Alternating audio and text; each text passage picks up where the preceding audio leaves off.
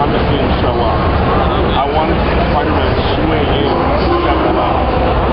So I got super early and camped out. I'm just sitting there on the pavement, like looking at the sky. And this is suburbia in California. No big building. There's no big building. And I started to realize there's nothing for him to swing on. I was so paranoid. I was like, how's he going to get here? And it was the 70s, and people were a little crazy. And everybody had this Spider-Man costume. It's a guy in the 70s, he has a Spider-Man costume. So they're going to have fun with it. And this is what screwed me for life. 7-Eleven was right near the exit of the freeway. He drove in on a pickup truck, and one of the guys was being Spider-Man in the bed of the pickup truck, and he was moving on the freeway, waving to people being like Spider-Man, orange Kimbo. So I see this driving off the freeway, Spider-Man standing up in front of me. I totally bought it. That totally worked for me. Spider-Man was like swinging into his hand. There it is. And I was the only person there to see Spider-Man arrive. It was like it was done just for me. Thing pulls up, he jumps out, he lands in the crouch, gets up and walks inside. That's a great story. I was screwed for life. I was like, everything showed up. I don't know, because I was the first one. No, and I got him to sign it, and then I just sat back and kept looking at it. And then I realized he's feeling uncomfortable, so I'm like, I'm gonna go. Nothing like the comic.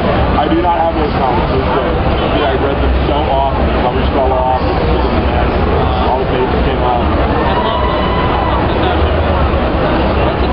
So how was it when Joe Quesada, the one that approached you to write? Steve Wacker. Oh, okay. Steve Wacker gave me. It was weird.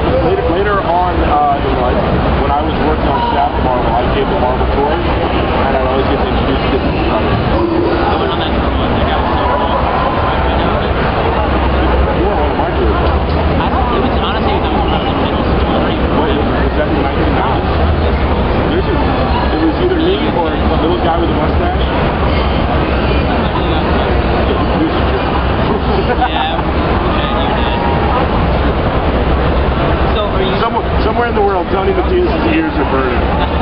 Hopefully not watching. Okay. So have you always been strictly Marvel? Ever DC?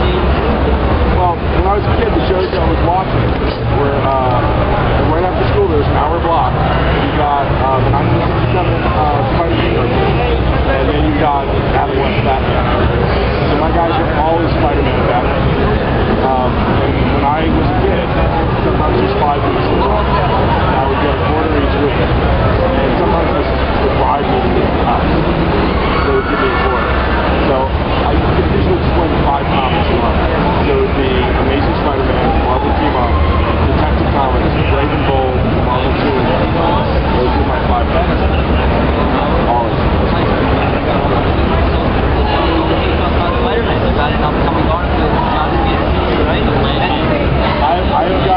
I've got 3 things upcoming. I've got, starting in the second week of May, I'm doing a 3-part story with Marcus Martin from Doctor Strange Yo's. Yes, nice. Oh, it's beautiful. It's a gorgeous book. We get to create 2 new supervillains. Peter Parker makes a horrible career choice and becomes a paparazzi, using his spider powers to get shots of people. No other geographer can get.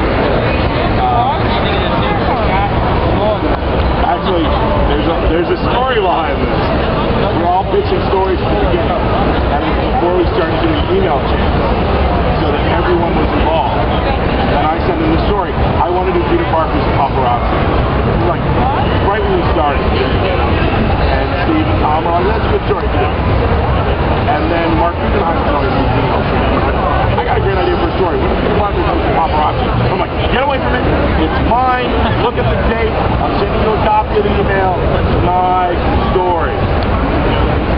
Bob Gale joins the email chain. I had a great idea for a story. What if Peter Parker came to paparazzi? I'm like, Gale, get away from it. It's my story. And then Sam wasn't in on the email chain. We have our first big spider summit. We're throwing ideas out. I'm like, oh, I want to do a paparazzi story. I want to do this. And Joe's writing all these things down on a board. And it's everybody's ideas. And we just assume people are going to go for their own ideas. Yeah. And they're like, hey, Sam, Jeb, what do you want to write? I like the idea of that paparazzi story. I think I'll do that paparazzi story. And I'm like, what? And Joe Quesada was like, Dan, you can't write everything. I'm like, what's the thing? You know. So you wound up getting like... Well, in the end, Jeb was like, this isn't working for me. Anyone else want the paparazzi story? I'm like, mine. Jumped right on. Yeah. How would you explain the dynamic of the Spidey brain? Well, Bob Dale throws a really mean right hook. You know, Jeb has got the tricky kind of get it just right. You know, it's pretty good. No, we get along really great. Part of the reason we were all chosen is none of us really have an alpha dog. So there really is a real sense of camaraderie, and we're all working together. And we're all throwing ideas out, and we're all shepherding together the overarching story, big story. And then when it gets time to tell the story in the zone, you get to be the guy. You get to sit in the chair. Everyone's joining in, and everyone's giving points, giving tips and suggestions. But when you're sitting in that chair, you can ignore it. You know, it's not working. I'm going to stick with this. But if Bob back with Mr. Dale has a great idea, and it works better than yours, you're stupid not to take it. So, like Joe Kelly said, is he going to be part of this experience, or is he going to be... Joe is working on a story that's being developed, a certain Spidey character, and then he's going to show up, and that's happening in the brand new date special. And then he's going to come on, and he's going to be an artist. Pretty cool. The size of the stuff we're doing, and he's aware of everything that's going on.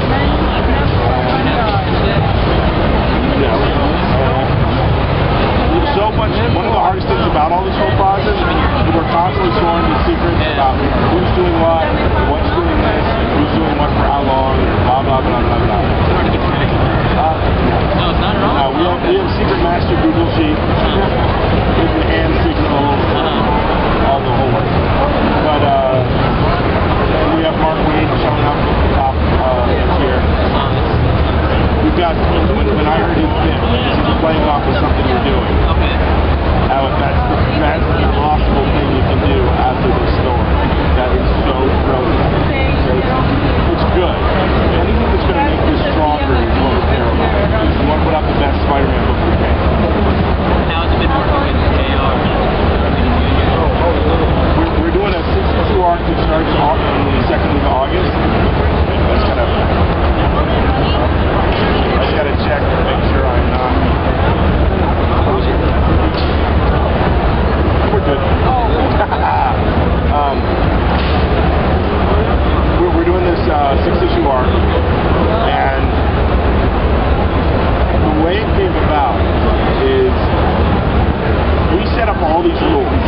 Things we shouldn't be doing in Spider-Man, things we're not doing in Spider-Man. This is our Spider-Man.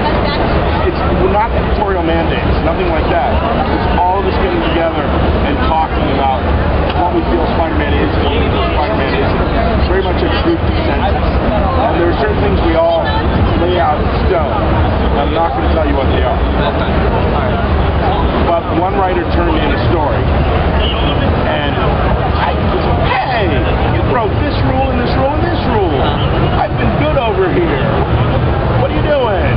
Everyone's like, Dan, lay off. I'm like, what's the rules? And then another one of the Spidey brain cells turned in a story. I'm like, you broke this rule and this rule. What's the hell? I'm being good. Everyone kept breaking all the rules except me. I was being the good little soldier.